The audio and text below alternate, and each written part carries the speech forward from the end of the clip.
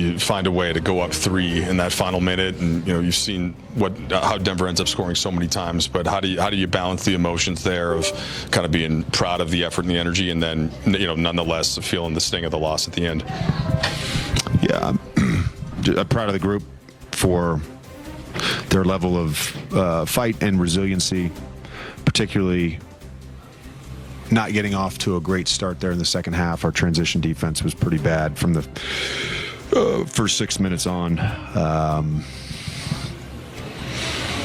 then, fighting back and taking the lead. There's a lot we could have done better, but the group competed tonight and gave ourselves a chance to win. You said you're not sure exactly when you'll start to get bodies back, but the spirit, can you carry that out of this game as now you start to add a few guys back in and try to reclaim the not necessarily the winning streak you were on, but just that level of play again? Yeah, the spirit was great. I think it's been that and will continue to be that. And I think it was a good opportunity for a number of guys to play bigger minutes, and Shake in particular, Christian defensively in the second half was awesome.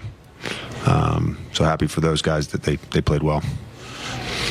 JJ, people who've been around Austin like yourself, like us, know his level of competitiveness, but what did you kind of make of his performance and his toughness tonight? Yeah, I mean, I certainly asked a lot of him on the second night of a back-to-back, not just the 40 minutes, but just the vast majority of playmaking duties, and I thought he did an outstanding job. And again, I hate to keep using the word organization, but when we were very intentional and organized about what we were doing, I thought we created some fantastic offense.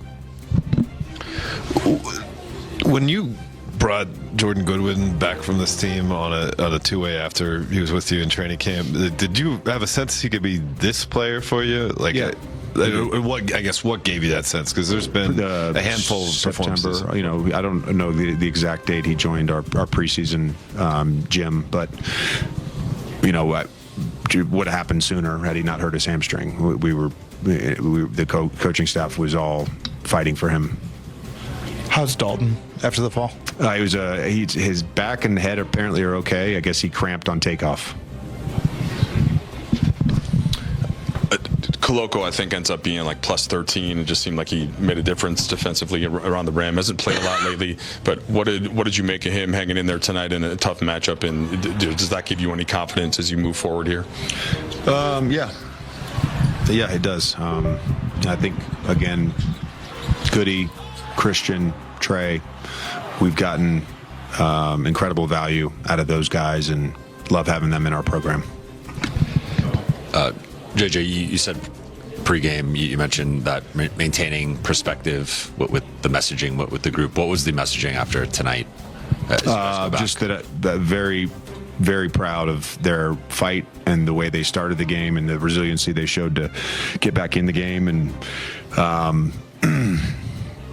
there's I think the play that Jokic got the and one, I'll take some ownership of that, just because that was a short timeout, and I ran on the floor to check on DK, and then I ran back, and I didn't have time to really get us the right substitutions and matchups that I would have wanted. And that's not a knock on CK, but I just kind of put him in a tough spot, knowing that Jokic was going to go quick. And then last play, just no comment on that one. Shorthanded leg. Welcome back to Access. Luka Doncic is out tonight, and as you can see, he is putting up big numbers in the last 7 games. 32 points, shooting 44% from the field to go along close to 8 boards and 8 assists. He's also had 5 or more turnovers in each of the last 7 games. JJ spoke about those struggles after the loss last night.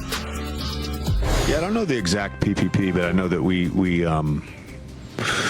been pretty good against the shock or the blitz,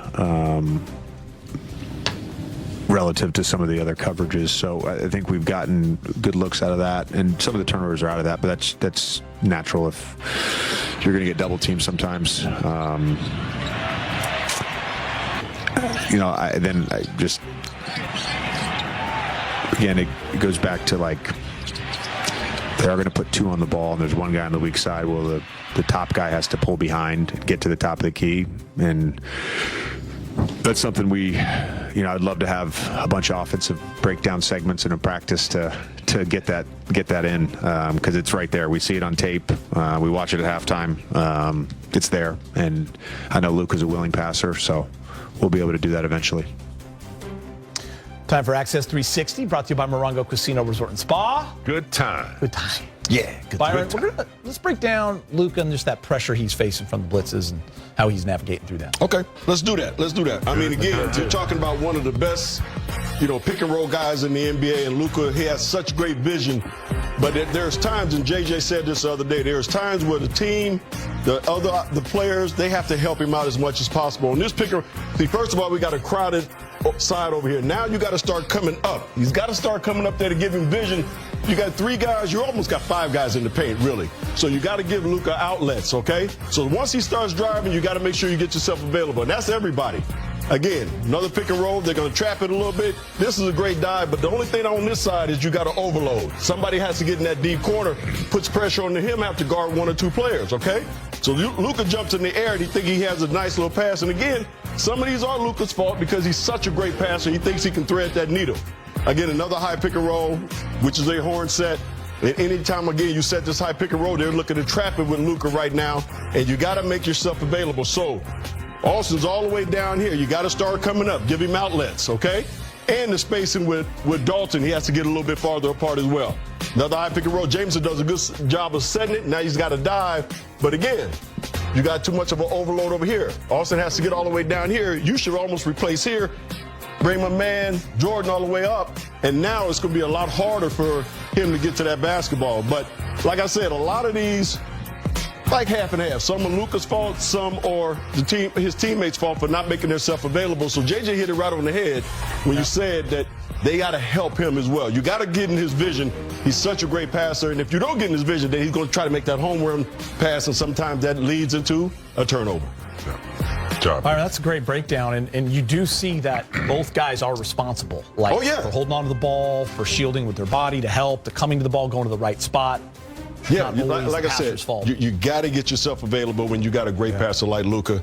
And a lot of times when he comes off this pick and rolls, if you have a loaded side over here, that's hurting you because now you got 6 guys over there, okay? If you can vacate that corner, bring another guy up, and have another guy on the wing, once you make that pass out, it puts a lot of pressure on the defense to try to recover and get to shooters. Blitzes look a lot different, too, when out on the floor with him, LeBron James, Jackson Hayes on the dive, right? Those kind of things, guys he's used to playing with, even though it's only been 13 games, that kind of read the game with him. So that's a part of it as well. Absolutely. So, James, last 10 games, Luka averaging just under 30 points, right? He's 29.5, 9 rebounds, 8 assists, 38% from 3. That's in the last 10. So I know he said afterwards he's not there yet, but that he's getting close, and some of the mistakes, definitely his fault. He wants to get better. But he's getting there. Yeah. Oh, there's no doubt. He put up 30 in his sleep, it seems like. There's no doubt. With no LeBron in the game, right? There's no doubt that he's getting there and, has arrived. And, Luka can